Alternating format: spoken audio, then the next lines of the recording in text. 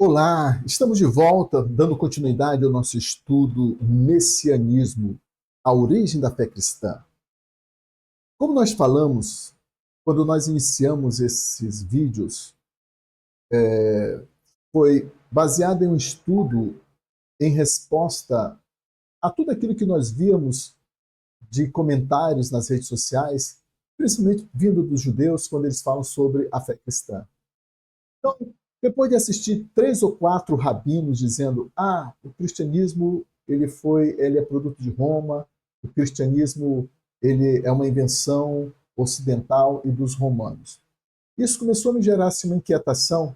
Eu decidi então escrever algumas coisas e saiu esse e-book chamado Messianismo, a origem da fé cristã. E para nós entendermos de fato algo, se você não buscar a origem, você não vai compreender.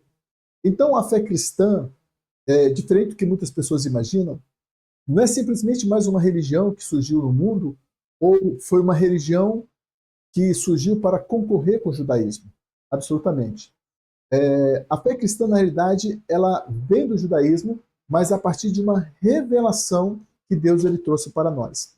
Então nós aprendemos, e se você deseja assistir, você pode também estar acompanhando através dos últimos vídeos que nós postamos, sobre a origem que nós falamos da religião e sobre 2 formas de nós conhecermos a Deus. Primeiro, por meio da especulação, você pode tentar, por meio da filosofia, do humanismo, tentar chegar a, ao entendimento ou ao conhecimento de Deus, e é claro que isso jamais vai te dar condições de chegar a um pleno conhecimento, porque o homem por si só não consegue chegar ao conhecimento de Deus. O que nós podemos conhecer de Deus é aquilo que ele revelou a nós. Então nós só podemos conhecer a Deus quando ele se auto-revela. Se Deus não se revela para o homem jamais vai o conhecer.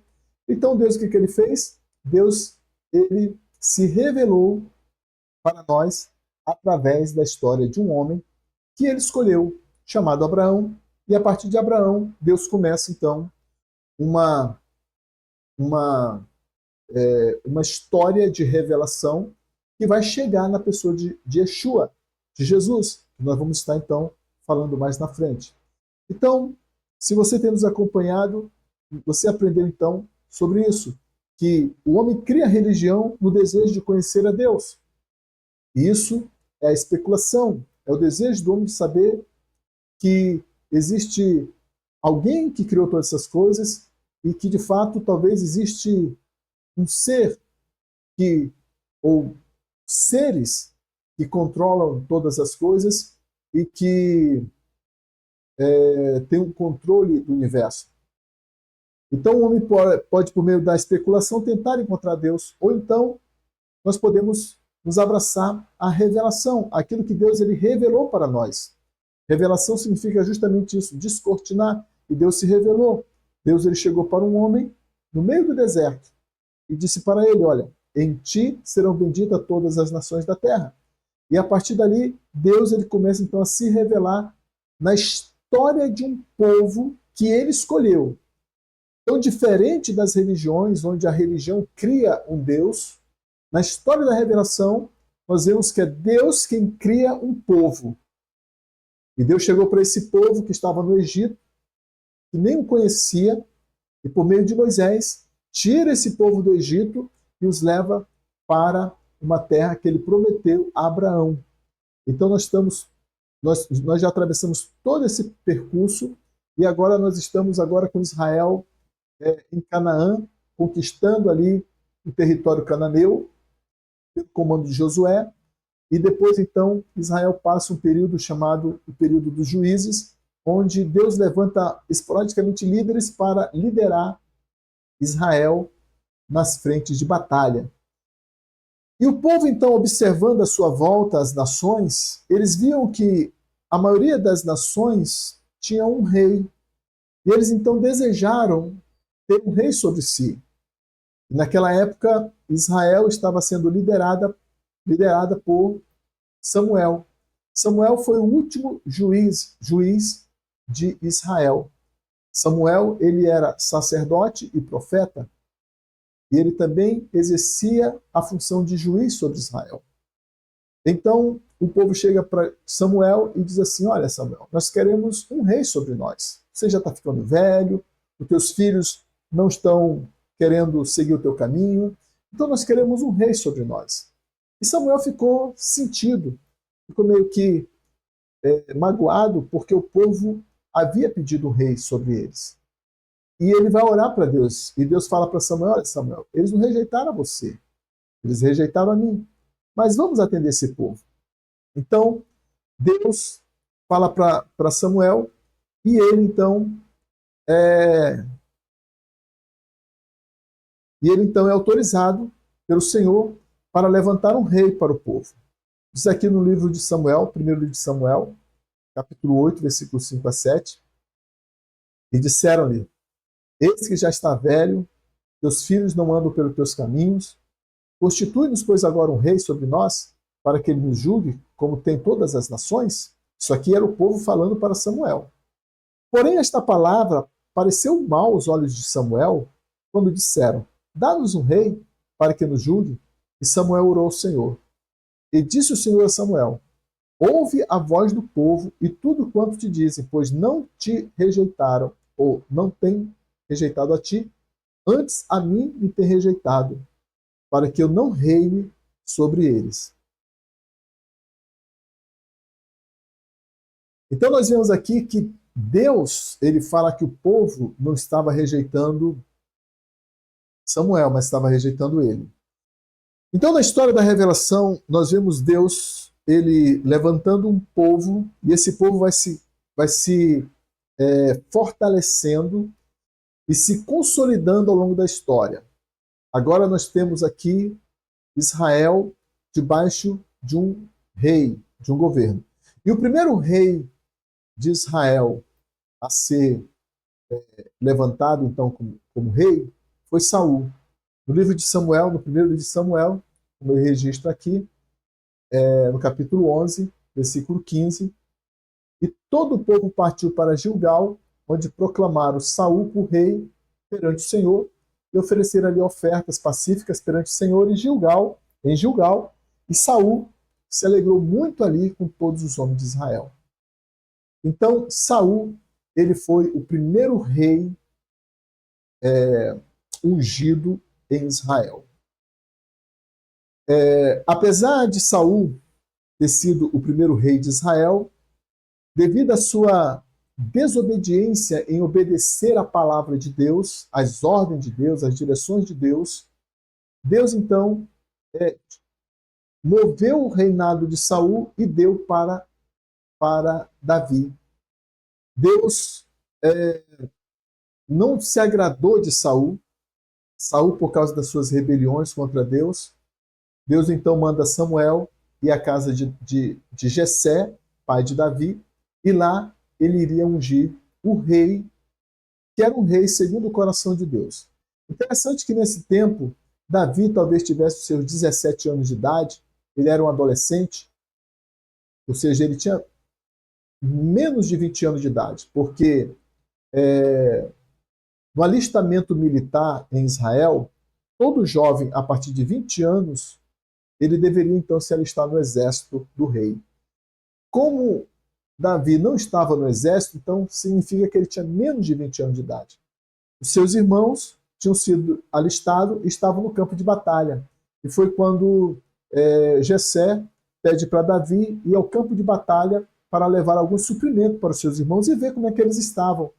E é nessa ocasião que Davi ele ouve o desafio do guerreiro chamado Golias, o gigante filisteu, e aí então acontece aquela saga que nós conhecemos da história de Davi e Golias. Então Davi passou algum tempo, ele então se torna rei de Israel com a morte de Saul. Saul morre numa batalha contra os filisteus e o seu filho Esbocete ele assume o reinado do seu pai. Porém, não é um reinado muito longo. Davi, no entanto, ele foi proclamado rei apenas pela tribo de Judá. E ele governou Judá por 7 anos. Quando Esbocete então morre, o filho de, de Saul, então toda a tribo de Israel, todas as tribos de Israel se juntam à tribo de Judá e decidem então nomear Davi, ou ungir Davi como rei sobre todo Israel. Então, Davi ele começa então reinando apenas sobre uma tribo, mas logo depois então ele governa sobre toda Israel, conforme o texto que nós lemos aqui no livro de 2 Samuel, capítulo 5, versículo 3 a 5. Assim, pois, todos os anciãos de Israel vieram ao rei em Hebrom, e o rei Davi fez com eles acordo em Hebrom perante o Senhor, e ungiram a Davi rei sobre Israel. Na idade de 30 anos era Davi quando começou a reinar, e 40 anos reinou. Em Hebrom reinou sobre Judá 7 anos e 6 meses, e em Jerusalém reinou 33 anos sobre todo Israel e Judá. Então nós vemos aqui que Davi era jovem quando assumiu o trono, tinha 30 anos de idade, quando ele se tornou então rei sobre todo Israel. E nesse tempo, né, no governo de Davi, ele fez várias conquistas. Ele derrotou os filisteus e ele começou a expandir o território de Israel, né, em cada empreitada. E é numa dessas empreitadas que Davi então conquista a cidade dos Jebuseus, que era já chamada naquela época de Jerusalém. Então, Davi conquistou Jerusalém. Davi, ele tomou Jerusalém dos Jebuseus, há muitos anos atrás. Então, nós vemos que Jerusalém, ela, de fato, ela se tornou então a cidade sede do governo de Davi, e Jerusalém também ficou sendo conhecida como a cidade de Davi, a cidade de Davi. Então, durante esse período que Davi ele conquistou Jerusalém. Então, Jerusalém, historicamente falando, é a capital da nação de Israel. Jerusalém ela não pertence a outro povo. Jerusalém pertence a Israel, pertence ao judeu. Foi conquistada por Davi. Isso há milhares de anos atrás. Então, hoje, quando as pessoas falam sobre a Jerusalém e que dizem que Israel não tem direito a Jerusalém, é negar a história desse povo. Jerusalém foi conquistada pelo rei Davi. E durante todo o período do reinado de Israel, Jerusalém se constituiu a capital do governo ou do reinado de Israel. Davi, então, depois de várias conquistas, diz a Bíblia que ele morre em uma boa velhice. E o seu filho, então, Salomão, ele assume o reinado de Israel. Salomão, ele também era jovem quando assumiu o reinado, e ele pede a Deus, então, sabedoria para que ele pudesse, então, governar a nação. E Deus, então, lhe abençoa com uma extrema sabedoria. É atribuída a Salomão a autoria de vários provérbios que nós temos nas Escrituras. Segundo a tradição, é atribuída a Salomão os escritos de Provérbios, os escritos de Cantares e também Eclesiastes.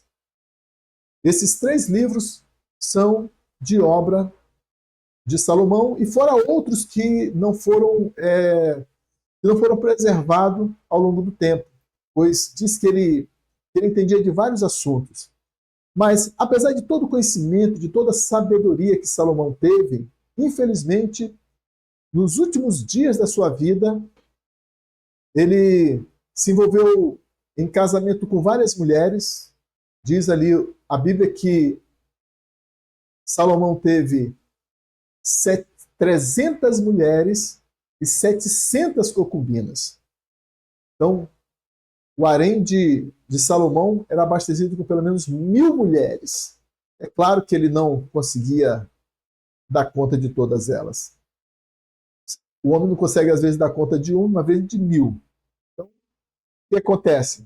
Essas mulheres, que Salomão se envolveu e se casou com elas. Muitas delas eram mulheres de outras nações e vinham com suas religiões, com as suas crenças idólatras, e influenciou Salomão. E Salomão, então, começou a se perder. E os últimos dias de Salomão não foram maravilhosos, não foram de glória. Infelizmente, foram dias de tristeza, pois ele se afundou na idolatria e permitiu o culto a Baal, a Astarote, e começou a idolatria entrar no meio da nação de Israel através das mulheres de Salomão. Quando Salomão, então, ele morre, o seu filho Jeroboão, ele assume o governo, mas ele tenta tratar o povo com uma dureza muito forte, e por causa dessa dureza, no trato com o povo, há um racha, há uma divisão do reino. E acontece, então, a cisão ou a divisão do reino de Israel. E Israel, então, tem o seu reinado dividido. Um grupo, né, de pelo menos 10 tribos formaram aquilo que chamavam de Reino do Norte, que era chamado de Israel, o Reino de Israel, cuja capital política era Samaria, e 2 tribos formaram o Reino do Sul, ou o Reino de Judá, com sua sede, ou a sua capital, Jerusalém. E assim, então, o Reino de Israel foi dividido entre Reino de Israel e Reino de Judá. E o Reino de Israel, quando o rei Roboão assumiu o reinado ali, ele decidiu, então, construir um templo em Samaria para que os judeus não descessem para Jerusalém para celebrar as festas bíblicas. E ali começou, então, a idolatria em Israel. Eles construíram um bezerro de ouro, e o povo, então, começou a adorar o bezerro de ouro, começou a adorar Baal, começou a adorar vários outros deuses. E é nesse tempo... Desculpa. E é nesse tempo aí, então, que começam a surgir os profetas. Então, Deus levanta seus profetas para advertir o povo, para chamar a atenção do povo, para trazer o povo ao arrependimento. Mas, infelizmente, a dureza do coração daquele povo, eles vão cada vez mais se afundando na idolatria. De época em época levantava um rei que era fiel a Deus, um rei justo, um rei que temente a Deus, e buscava um reavivamento em Israel, e o povo prosperava e se alegrava. Quando aquele rei morria, levantava um outro rei que fazia totalmente diferente do outro, e começava novamente a idolatria, e o povo novamente sofria. E assim vai a história de Israel, alternando entre os reis que eram fiéis a Deus e que não eram, até o ponto, então, que toda a nação de Israel, tanto o reino do sul como do norte, se tornaram idólatras. Conforme o texto que nós vamos ler aqui para vocês, no livro de Reis. Olha aqui. No livro dos Reis, no capítulo 17, versículo 13, diz assim: o Senhor advertiu a Israel e a Judá pelo ministério de todos os profetas e de todos os videntes, dizendo: convertei-vos de vossos maus caminhos e guardai os meus mandamentos e meus estatutos, conforme toda a lei que ordenei a vossos pais e que eu vos enviei pelo ministério dos meus servos, os profetas. Então, como nós falamos para vocês logo no início, né, das nossas aulas, que um diferencial na história do povo de Israel são os profetas. Então, os profetas, o ministério profético, eles foram fundamentais na história da nação de Israel. Porque o Deus que se revelou àquele povo era um Deus vivo, um Deus que ouve, um Deus que vê e um Deus que fala. Então Deus ele usava os seus profetas para advertir o povo e chamá-los ao arrependimento. Mas muitas vezes o que o povo fazia? Apedrejava os profetas, matava os profetas, ignoravam os profetas, não dava ouvido para a voz profética que Deus levantava para exortar o povo. E o povo, então, ia cada vez mais se afundando. E Deus então levanta, e é nessa ocasião que Deus então levanta profetas como Jeremias, um profeta Isaías, e, e começa então a falar ao povo. E é justamente o profeta Jeremias, um dos profetas da época, que fala sobre a destruição de Israel por causa do pecado do povo. Veja bem, o fato de Israel ter sido um povo eleito, escolhido por Deus para ser o seu representante legal aqui na terra, não fazia deles privilegiados. Ou seja, não fazia com que o povo de Israel tivesse um tratamento diferenciado. Muito pelo contrário. Era justamente porque eles eram um povo separado por Deus que eles deveriam andar em aliança com Deus, em fidelidade a Deus. E quando Deus, lá no Sinai, fez aliança com o povo, ele fez uma aliança sobre juramento de bênção e maldição. E Deus falou para o povo, olha, se vocês obedecerem os meus princípios, vocês irão prosperar. Mas se vocês me desobedecerem, virão sobre vocês toda essa maldição. E ali nós vemos em Deuteronômio a lista das maldições que Deus iria derramar sobre o povo. O que acontece agora? O povo simplesmente esqueceu a lei. O povo se esqueceu da palavra de Deus. O povo se esqueceu das promessas e também se esqueceu da maldição. Eles começaram a pensar assim, Deus não vai fazer nada, porque Adonai é apenas mais um Deus entre tantos os deuses dos cananeus. Tem Baal, tem Astarote, tem Moloque, tem tantos deuses aqui, então Adonai é só mais um. Veja bem, o povo que Deus se revelou lá no Egito, que por meio de milagres os conduziu durante 40 anos no deserto, agora estava aqui adorando um pedaço de pau, um pedaço de gesso, ou uma pedra, uma árvore, e esqueceu do seu Deus. E Deus então enviou seus profetas para chamar a atenção para aquele povo.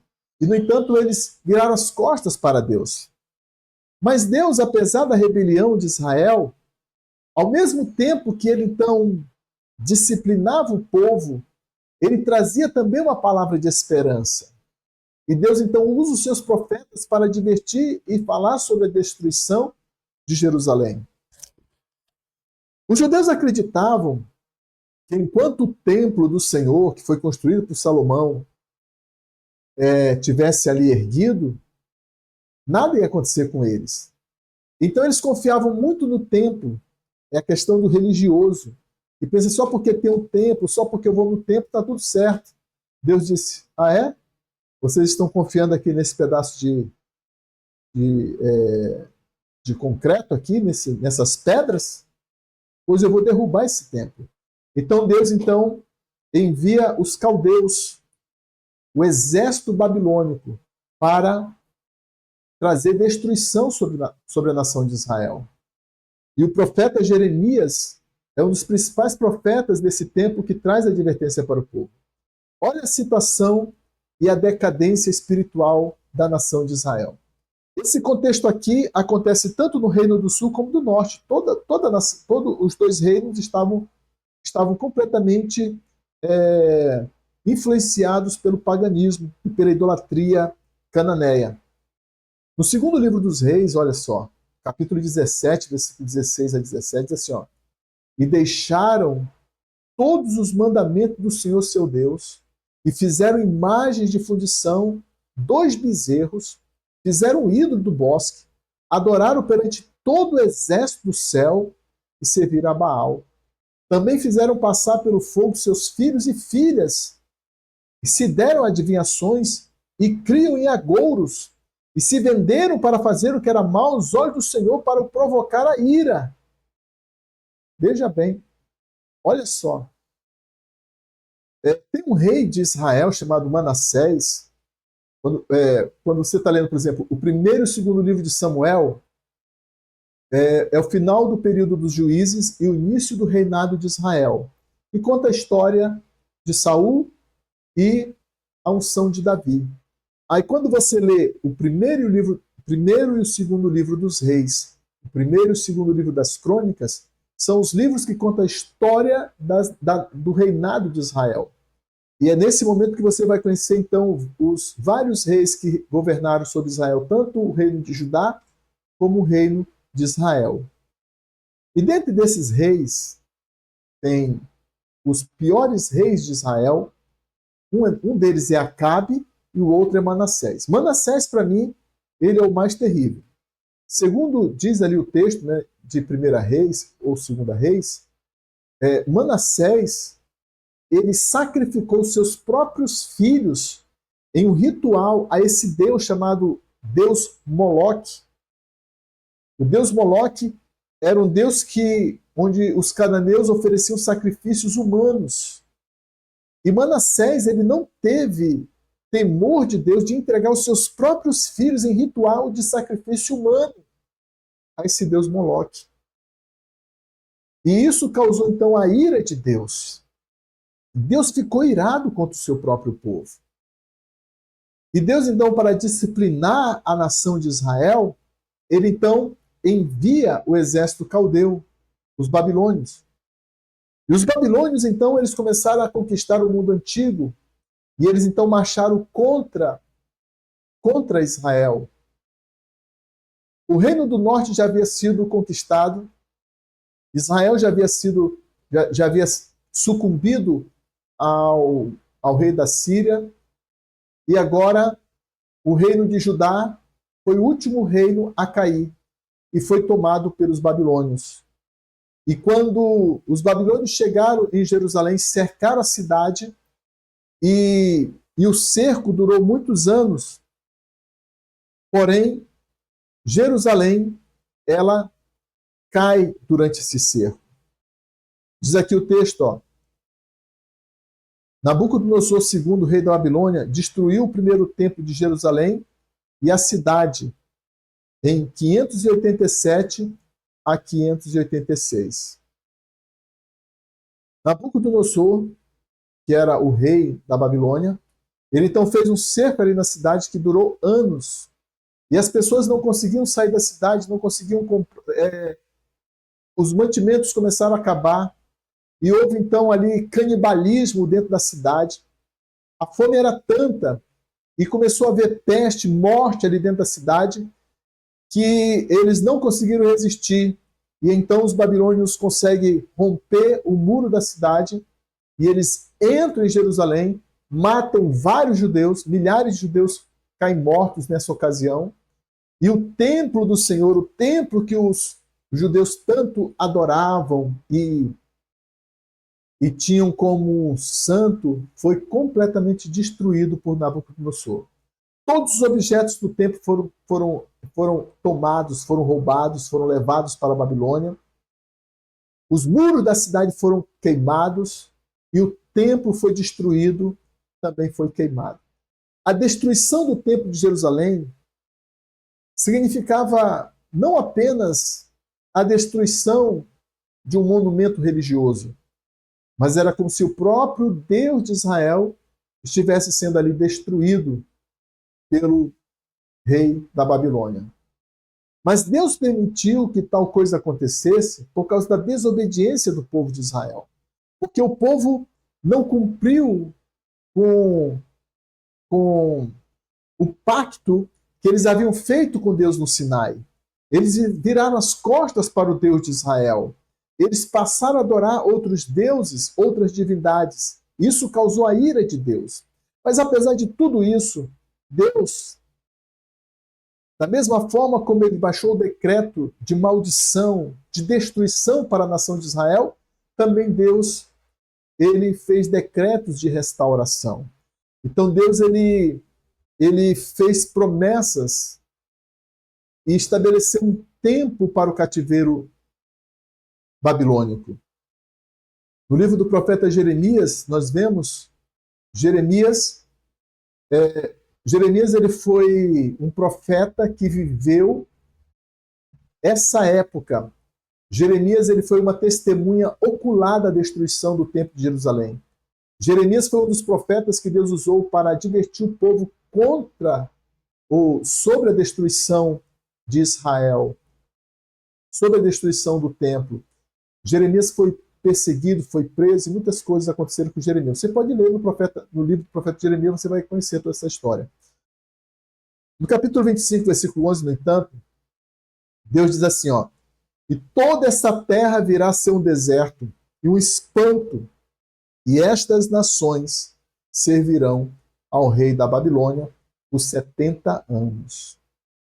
Daniel, ele foi um dos hebreus que foram levados para a Babilônia, pois o rei da Babilônia, ele não apenas matou, mas também deixou, principalmente a elite judaica, viva, e levou muitos príncipes e nobres para o Egito para servirem no palácio da Babilônia. E dentre esses nobres estava Daniel. E Daniel foi levado para a Babilônia nesse tempo. Daniel era jovem. E Daniel, ele, lendo o livro do profeta Jeremias, lendo os escritos de Jeremias, ele entendeu então que o tempo que o povo deveria ficar no cativeiro seria de 70 anos. E no livro que leva o seu nome, né, no livro do profeta Daniel, no capítulo 9, versículo 2, ele diz assim, ó, no primeiro ano do seu reinado, eu, Daniel, entendi pelos livros que o número dos anos que falara o Senhor ao profeta Jeremias, em que haviam de cumprir-se as desolações de Jerusalém, era de 70 anos. Daniel, ele viveu durante o período da destruição de Israel e passou um tempo no palácio da Babilônia, e quando se levantou o Império Medo-Persa e conquistou a Babilônia, Daniel permaneceu servindo agora sobre o governo dos medos e persas. Então, Daniel, ele vive nesse período. E ele, então, lendo as escrituras, ele percebeu, então, que os 70 anos que o profeta Jeremias falava estava se cumprindo agora. Então, Deus, ele falou por meio dos seus profetas que Israel ficaria 70 anos no cativeiro. Então, antes de acontecer o fato, Deus já tinha predito por meio dos profetas o que iria acontecer. Daí nós vemos a importância dos profetas que Deus ele levantou no meio do seu povo. Não é apenas um vidente que vai prever o futuro de alguém, mas Deus trazia ao coração dos profetas a visão do futuro do que iria acontecer com o seu povo, com a nação de Israel especificamente. E Deus então usava os seus profetas e usou eles para falar que Israel ficaria 70 anos no deserto, ou 70 anos no cativeiro da Babilônia. E isso aconteceu. E Deus então, usando o profeta Isaías, ele também faz uma citação de restauração para a nação de Israel. No livro do profeta Isaías, no capítulo 44, versículo 26 a 28, ele diz assim, que confirma a palavra do seu servo, isso é Deus falando, tá? Deus falando por meio do profeta Isaías, ele diz assim, confirma a palavra do seu servo, cumpre o conselho dos seus mensageiros, que digo a Jerusalém, tu serás habitada, e as cidades de Judá sereis edificadas, e eu levantarei as suas ruínas. E digo à profundeza, seca-te, e eu secarei os teus rios. Que digo de Ciro, é meu pastor, e cumprirá tudo que me apraz, dizendo também a Jerusalém, tu serás edificada, e ao templo tu serás fundado. Então Deus, ele usa aqui o profeta Isaías para falar sobre a restauração do templo, e ele cita o nome de um personagem, que é interessante. Nesse texto de Isaías, Deus ele faz menção ao nome de uma pessoa. Ele diz que Ciro seria usado para restaurar o templo em Jerusalém. Que digo a Ciro, é meu pastor, e cumprirá tudo que me apraz, dizendo também a Jerusalém, tu serás edificada, e ao templo tu serás fundido. Quando o profeta Isaías ele declarou essa palavra profética, foi pelo menos 240, 250 antes do nascimento de Ciro. E 140 anos antes de Ciro se tornar o rei sobre o Império Medo-Persa. Olha só. E quando Ciro conquistou a Babilônia, né, conquistou o mundo antigo e destruiu a Babilônia, ele conheceu então o povo judeu. E talvez tenha sido Daniel que tenha mostrado para ele o livro do profeta Isaías, e ele viu que o nome dele estava naquele livro. Segundo o historiador Flávio Josefo, diz que Ciro, ao olhar ali as escrituras e ver o seu nome, ele ficou tão impactado, tão emocionado, que como que o nome dele aparece nas escrituras pelo menos 140, 150 anos antes dele assumir o Império Medo-Persa. E isso deixou ele tão assim emocionado que ele então autorizou os judeus voltarem para Jerusalém e reconstruírem o seu templo. E aí então no comando de Esdras e Neemias, o povo então volta para o povo que estava na Babilônia, os judeus que estavam na Babilônia, presos ali, agora são liberados e eles podem voltar para Jerusalém para reconstruir os muros da cidade e também reconstruir o templo. E é sob o comando também de Zorobabel que isso acontece, e ali então nós vemos no livro de Neemias, no livro de Esdras, a reconstrução tanto do muro quanto do templo em Jerusalém, e o templo ele é reconstruído. E mais tarde, esse templo ele recebe também uma reforma através do rei Herodes. O rei Herodes ele promove também uma boa reforma no templo, que o templo, quando Jesus ele estava andando ali em Israel, que ele se dirigia, era justamente esse templo que foi reformado ali nesse período e que depois então foi também tido uma reforma também pelo rei Herodes. E depois então de passar todo esse tempo, após então todo esse período de restauração, Deus então ordena que o povo volte para a sua terra. Deus ele ordena que o povo de Israel volte para Jerusalém. E desde esse período, Israel ficou sob dominação estrangeira. Primeiro sobre os babilônios, depois sobre o Império Medo-Persas, depois o Império Macedônio e por fim então pelo Império Romano. E o que nós vemos em toda essa trajetória, apesar de tudo o que aconteceu com a nação de Israel, esse povo permaneceu ainda firme e vivo, não porque eles eram um povo grandioso, mas porque Deus havia feito uma promessa a Abraão. E Deus estava cumprindo agora em Israel. Após todo aquele levante, todo aquele período de tribulação, Deus permite então Israel continuar como um povo único e distinto na face da terra. Israel sobreviveu a várias invasões. O Império Assírio, eles eram conhecidos por destruir a cultura do povo. Eles pegavam povos de uma nação e colocavam em outro lugar para tentar mudar e destruir a cultura daquele povo. Eles fizeram assim quando eles conquistaram Israel. Eles tiraram o povo, os judeus que moravam em Samaria, levou para outro território e trouxe pessoas de outro território e trouxe para Samaria.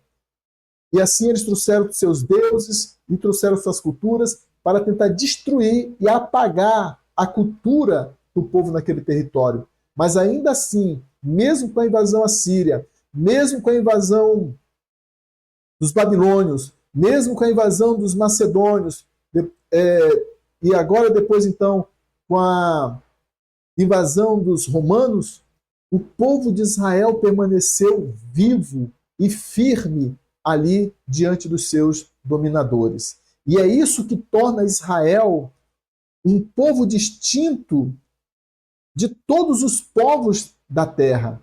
Apesar de Israel ser o povo eleito de Deus, nós vemos que isso não lhes deu nenhuma vantagem sobre outros povos. Eles não tiveram tratamento diferenciado, eles não tiveram tratamento